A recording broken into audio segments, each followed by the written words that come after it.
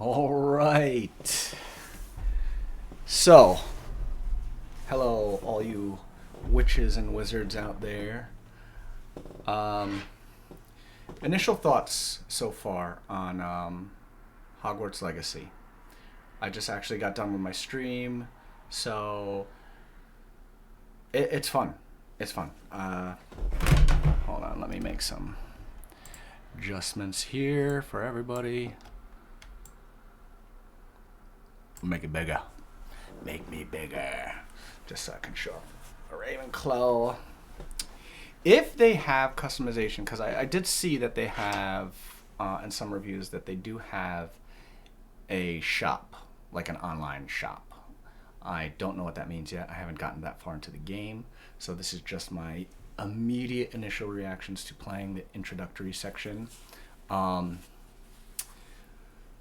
If in the shop it's just going to be things like cosmetics, so like costumes, clothing, things like that, cool. And if they sell a cowboy hat, you know I'm gonna get it. Because I don't know if there's any cowboys in the world of Hogwarts. But it'll be something to see. And if they do have one, I am going to get it. Well, that's early to say, because I don't know how much it'll be. I don't know what the prices are. If it's a couple bucks, sure. But otherwise, no. I don't think I will. Don't hold me to that. Anyway, so the game. Yeah, it was a lot of fun. I am playing on PC. Obviously, well, I don't know if that's obvious or not. But I am playing on PC. And I am playing on controller. And actually that brings me up. I'm playing on a PS5 controller hooked in. It brings me to one of my first things I actually like a lot about the game, which is you can swap from controller to keyboard and mouse, very seamlessly. A matter of, if I'm here and I'm playing and I'm moving around, I'm like, okay, and then I want to play on if I want to swap to keyboard and mouse, it's literally just putting the controller down and then moving my keyboard and mouse around the screen, and it will automatically change the input, which I think is awesome, and I think a lot of games should do, because as it stands now, if you play a game on the PC and you want to play controller, you have to go into the menu and settings and stuff like that, and then enable, and then if you want to go back to keyboard and mouse, you have to go back to the menu, swap to keyboard and mouse, so it's jarring.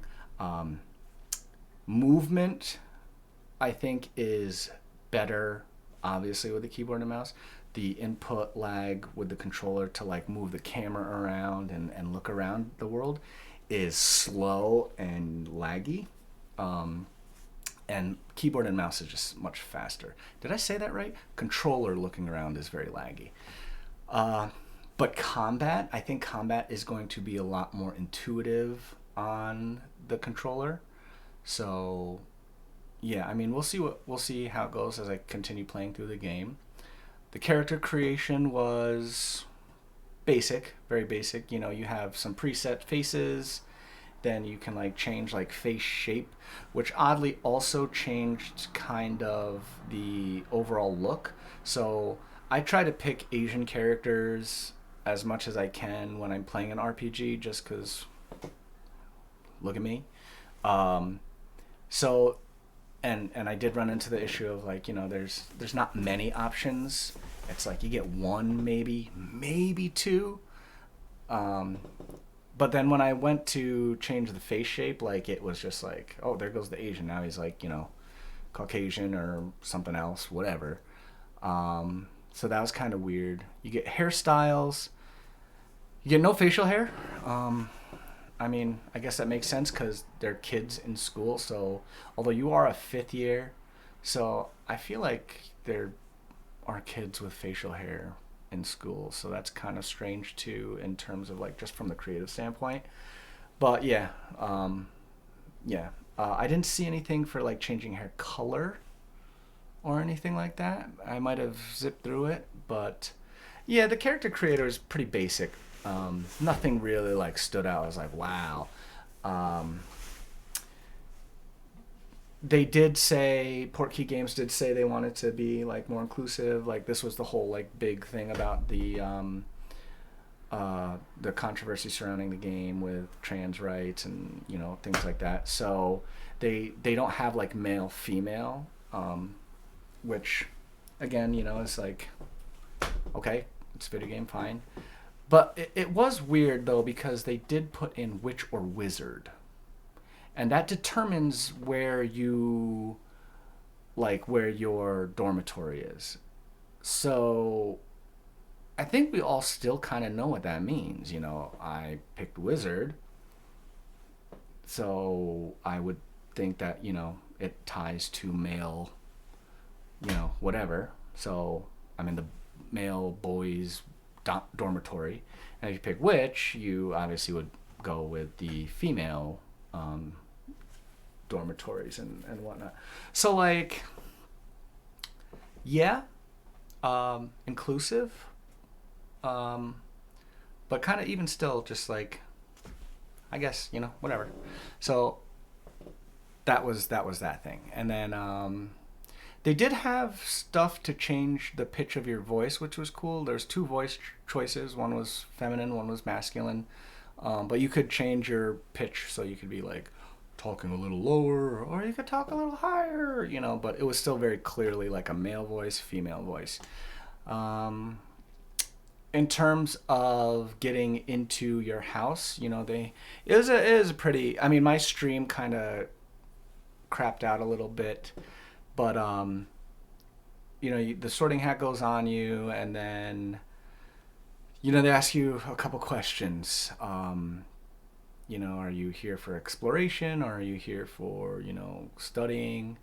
And then the other question was like, what trait defines you? So it's like loyalty, curiosity, ambition, and I forget the last one, but obviously those are tied to the main archetypes of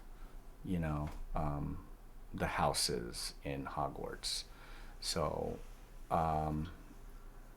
I got mine mixed up a little bit, and you can be haters all you want, whatever. I'm a huge Harry Potter fan, okay? I'm actually going to have to go back and read through the books again because this game kind of like,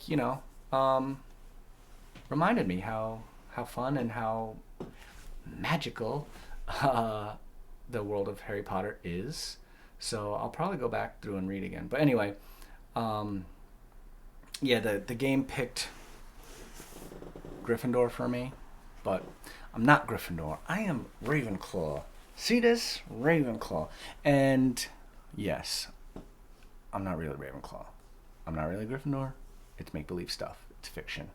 So whatever. But I the sorting hat said, "Oh, you'd be a great Gryffindor," and I was like, "Nah." So I chose Ravenclaw. So it does allow you to choose which house you want to be in ultimately, which is a good thing. I mean, Harry Potter did that too. The hat wanted to put him in Slytherin because of his connection to Voldemort. Spoiler alert. But he was like, "No, I don't want that." Then he got Gryffindor. So yeah, my stream kind of crapped out there, and that brings me to my next thing. So while I had been reading a lot of great initial reviews for the game, I have seen some negative reviews as well because of the optimization for the PC, which means it's not really optimized well for the PC. I was on ultra graphics. I mean, my computer is a beast. I have, GTX or RTX 3080. I have like 64 megs or gigs of RAM memory, which you don't need. 2 terabyte solid state drive. All the, my computer is a beast. Okay, I got an i9 10850 Intel processor. But it's it's something to do. One of my friends in the chat was saying like de novo or something. So some program or whatever that is baked in, conflicts with whatever in the game. I'm not like a super tech savvy person, so all I know is I was getting some pretty substantial frame rate drops and lag, and and then yeah, it killed my stream. So there is that. But when the game was running well, and it was only in that main section of getting sorted, like the whole intro tutorial part was fine.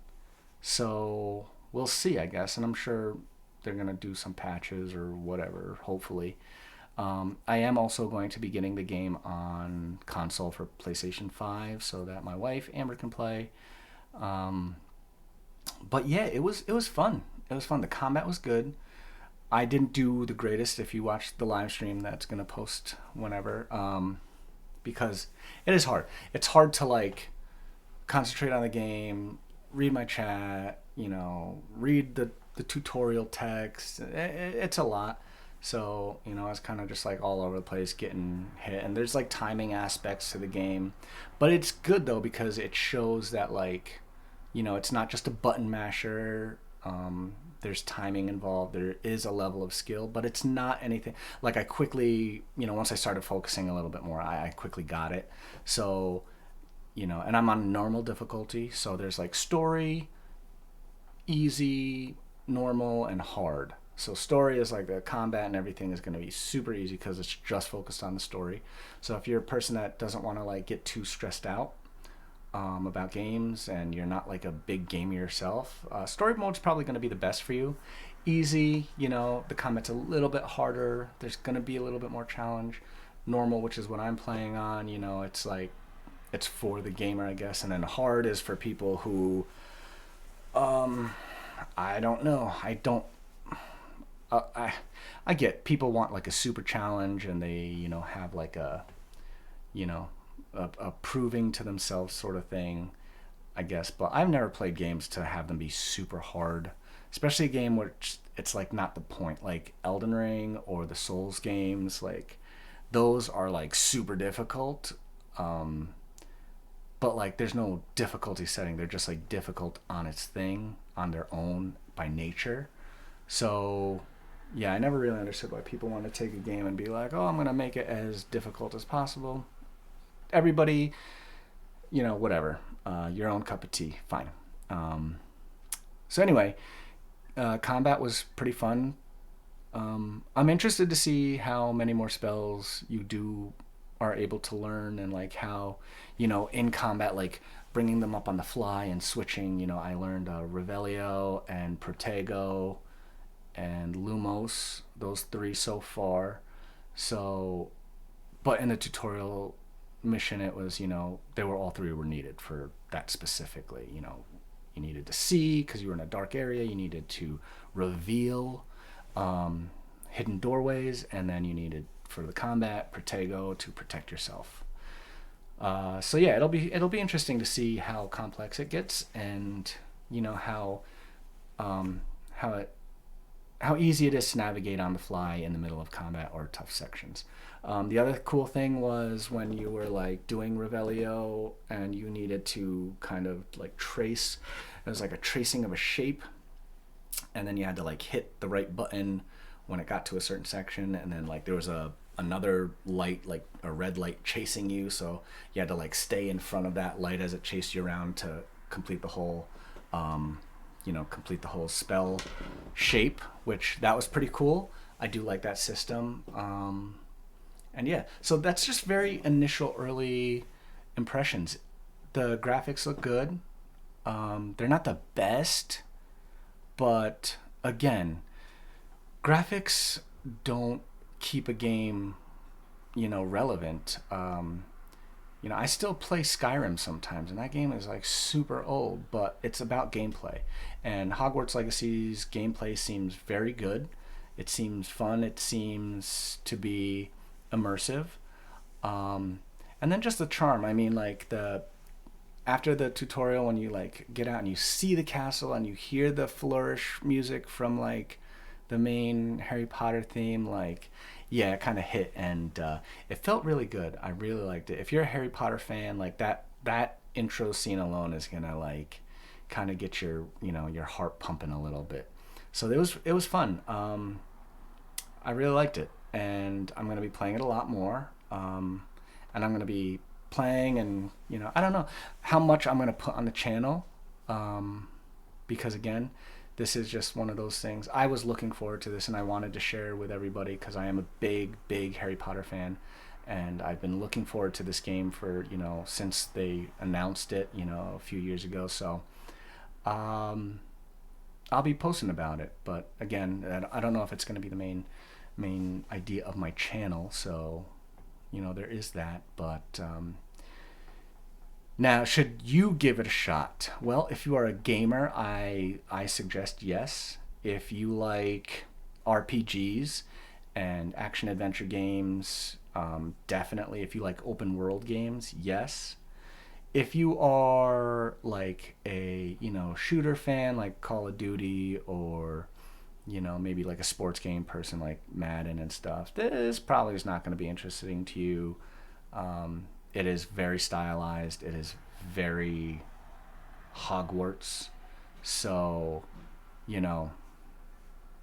you're into RPGs, I think you'll really like the game.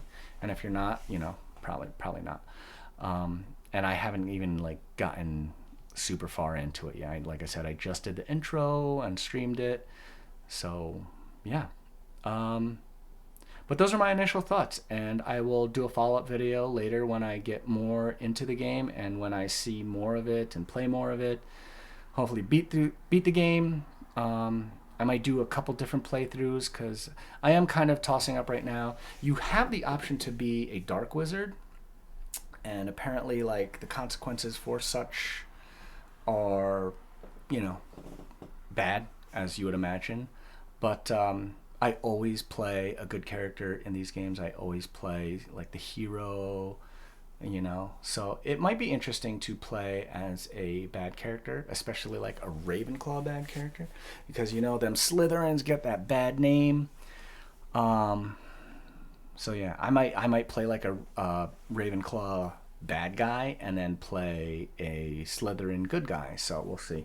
But yeah, so I'll be playing and I'll be doing more, in-depth reviews and thoughts and stuff like that. And I also kind of want to later on touch back on the controversy surrounding the game, because there were like things started to get whoever streamed the game canceled, and get their channels taken down and boycotted. So I mean, I'm a nobody, so whatever, can't cancel me because I'm not, like, I don't exist really. So I will be touching on that too later on.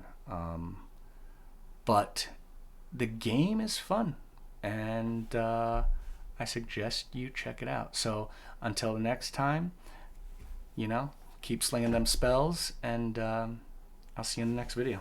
Thanks.